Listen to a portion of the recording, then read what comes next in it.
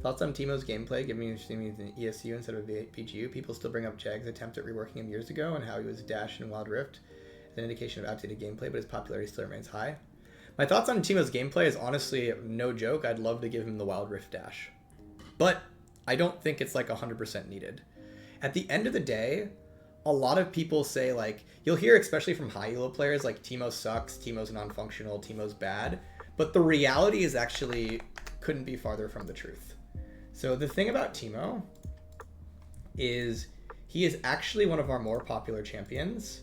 And the way you have to see that is to go look at just all ranks. TEEMO is a quite popular top laner. He was one of the more popular range top laners. Right now, I would guess he's a little weak.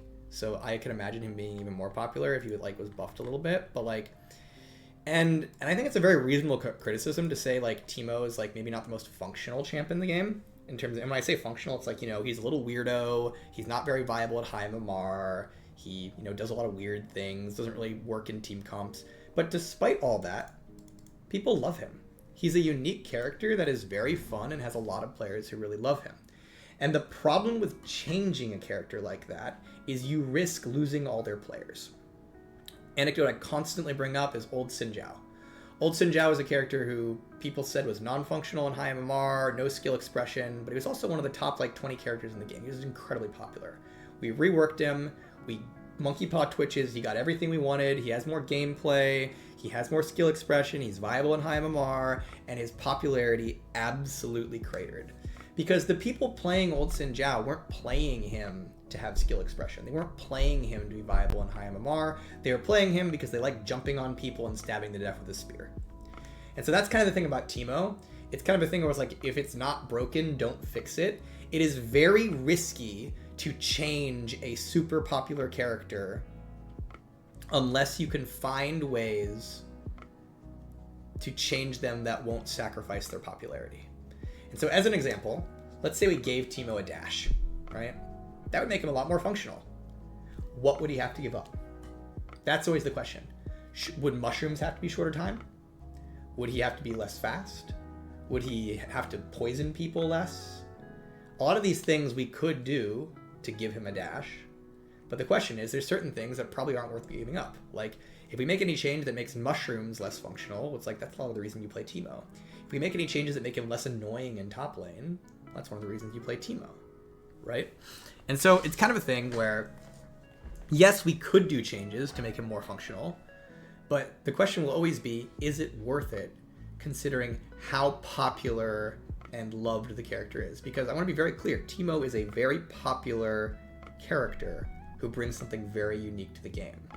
That is very, very dangerous to change unless you can find ways to change it that are guaranteed to preserve what the players like about him. Buff VIEGO, he can't run Ruined King. Let's see what's happening to my boy. Someone says buff VIEGO. Should we do it, chat? Should I go plead with Riot Freak to buff the king? So here's some thoughts about buffing VIEGO. First of all, here's VIEGO's pick rate in regards to other junglers at all in Mars. He's the second most picked jungler in the game and has a 50% win rate. That does not immediately pop up to me as someone who necessarily should be buffed. Let's go look at VIEGO in Master Plus. In Master Plus, he is also the second most picked jungler in the game. Now again, that doesn't mean we couldn't buff him. As an example, Lee Sin is a character who we will frequently buff, despite being the most picked jungler, because it just turns out he's really fun and really popular, and sometimes you can be fun, popular, and weak. That is a thing. So, but I wouldn't necessarily look at this and be like, VIEGO needs big buffs. He generally tends to be chillin'. If I look at his items, it looks like he builds Kraken Slayer into Sundered Sky with Blade of the Ruined King some of the time.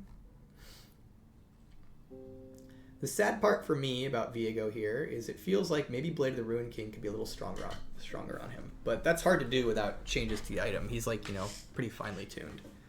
The other sad part to me about VIEGO is that he can't really build much crit anymore, but that's not really a VIEGO thing. It's just a thing where it's like, hey, the crit items don't really work on melees anymore. So like, I'm not surprised he doesn't build crit, and it's probably fine as long as he has like other items, which it seems like he does. He's chilling with Kraken Slayer, and he's chilling with Blade of the Ruined King. seems like he has a decent amount of options. So I don't necessarily look at this and be like, Viego's items don't work. If anything, I'd be like, kind of wish Blade of the Ruined King was a bit better. That's like the big thing to me, is like it seems a little sad that Blade of the Ruined King isn't one of his better items. But it's still totally viable on him. There's a big difference between a viable option and can't be picked, and it's very much in the viable option space. Lemon asked, does Wyatt want to make Katarina more of a poke mage? I think that entire like line of thinking is a little biased. And the idea that Katarina's Q makes her a poke mage is, I think, a little sus. Because overall, like, it just doesn't have the range and cooldown profile needed to make her a true poke mage. And so if the question is, like, does Riot want to move some of Katarina's power a bit more into her ability to, like, interact with characters without going all in? Like, that's the direction these changes have gone, right? Katarina's Q being better means she's a bit better at interacting with you without going all in. Just like as an example, Neferi. Neferi's got her E, Zed's got his Q, right? Kha'Zix has got his W, right? These characters, like, they have these spells that allow them to, like, interact with their opponents without going all in. That does not necessarily make them poke mages. They're still very much assassins. And so my take on the Katarina thing is we have shifted some of her power balance into being a bit more versatile in her ability to interact with her opponents and interact with the wave without all-inning them.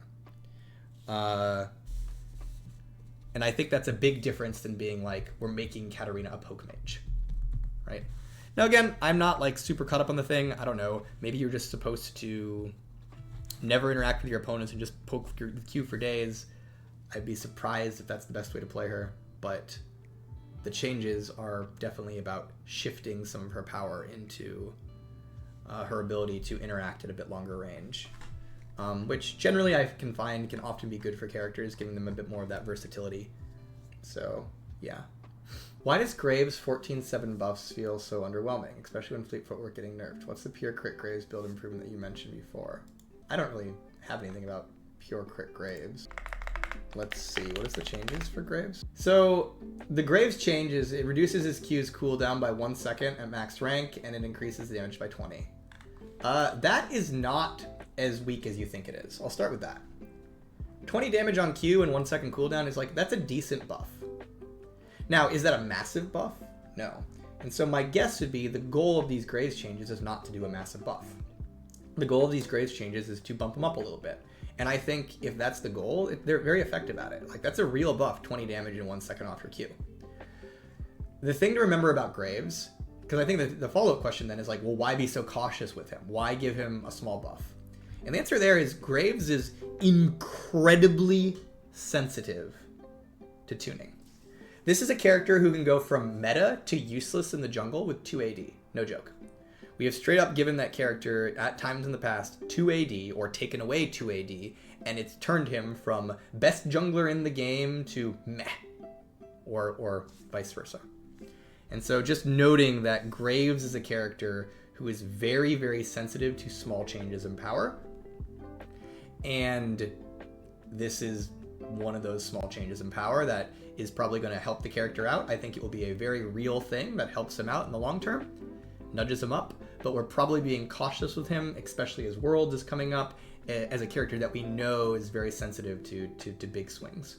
So maybe that's the thought about Graves.